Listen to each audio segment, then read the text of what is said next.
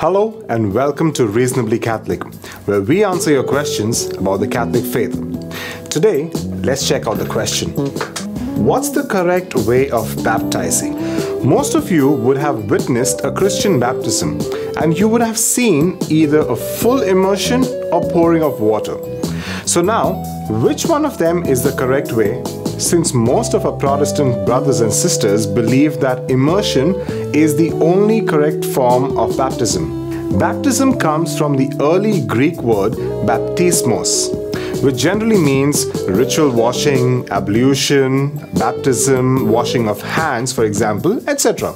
But never immersion or pouring.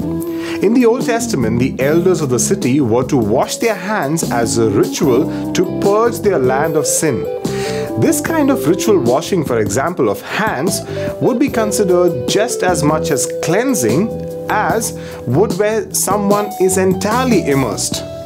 The fact that baptism by immersion has such symbolism comes from the letter of St. Paul to the Romans. In the 6th chapter, Paul talks about baptism from a symbolic perspective. He talks about how baptism portrays being buried with Christ in his death and then rising to new life similar to Christ's rising. And that is at least one reason why the Catholic Church teaches immersion to be a valid form of baptism. But then again, this doesn't explicitly single out immersion as the only form of administering baptism.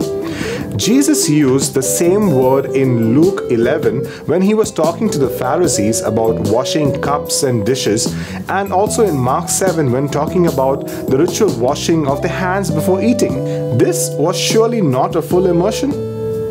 So, how did the apostles baptize? Well, let's see. In Acts chapter 1 and 2, Jesus and Peter in their respective statements talk about the Holy Spirit being poured out on the people. And that's why, if nothing else, it would seem unbiblical to claim that baptism can only refer to immersion.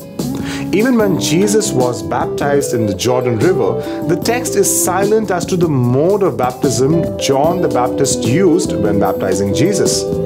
As a practical matter, it would seem that St. John did not immerse Jesus. Why? Because anyone who has been to the Holy Land, to the site where Jesus is believed to have been baptized, knows that the water there would have been about knee-high. This is likely why the ancient works of art depicting this sacred event present St. John as pouring water on our Lord's head.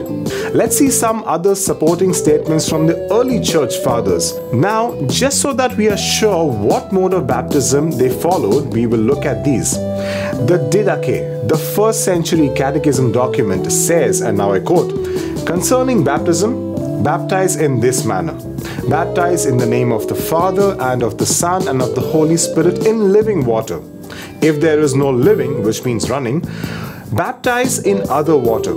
And if you are not able to use cold water, use warm. If you have neither, pour water 3 times upon the head in the name of the Father, Son and the Holy Spirit." Tertullian mentions sprinkling as a valid form of baptism, even though he evidently from his writing preferred immersion. Saint Cyprian responded to a man who was asking him this specific question of whether or not pouring of water in baptism would be valid, by mentioning pouring of water is a valid form of baptism. Let's clear this up. In the Catholic Church, there are 3 forms of baptism that are considered valid: immersion, pouring, and sprinkling. Immersion is commonly used for adult baptisms, and pouring is commonly used for infant baptisms. That's all we have for you for today. Please like and share this video, and if you have any questions about the Catholic faith, please post them in the comment section below this video. So until the next week and the next question in Reasonably Catholic, stay blessed.